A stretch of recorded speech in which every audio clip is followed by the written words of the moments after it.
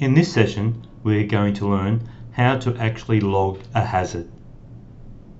As previously mentioned, you can log a hazard two ways, either via QR code or by the Add New Hazard button.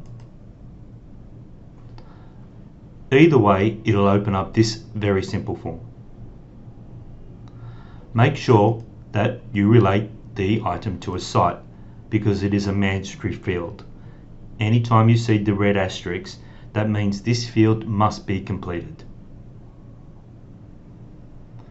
You can relate it to a department if there are departments in your system. It is extremely important to relate it to the activity, so you can identify exactly where your hazards are coming from, and you can relate it to the machine. Do you wish to lock out this machine? If you actually select yes, when a person scans the QR code of BMW hoist number 1, it will bring up a bright red cross saying this item has been locked out. Now enter the name of the hazard. Try to make it brief, because the system develops a whole series of reports, and if you make this too many words, the reports don't look as good. So this here is your description.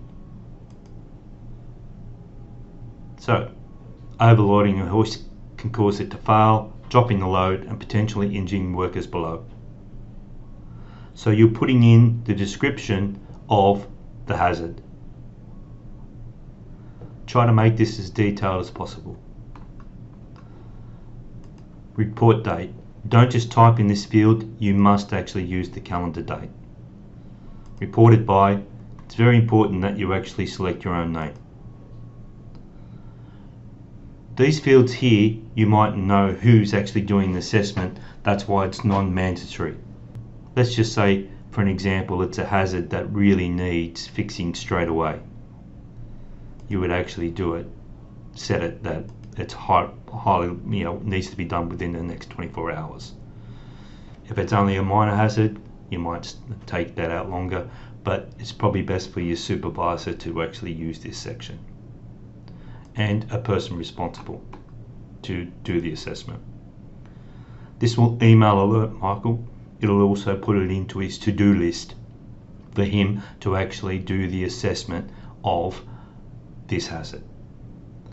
You can actually upload images inside here, and you can actually add more than one image. Please make sure that it's a JPEG or a PDF document. Submit. It will go into the system as read. Email alerts that has been set up in the alerts, as we highlighted in the last slide, will be sent to a person immediately, whether they scan the QR code or they log a hazard via the button. And that's how you log a hazard. It's extremely important that if you actually identify a hazard, say for an example a trip hazard, that you actually remove that hazard immediately but still log it into the system to show your duty of care and show your history of providing a safe workplace. End of session.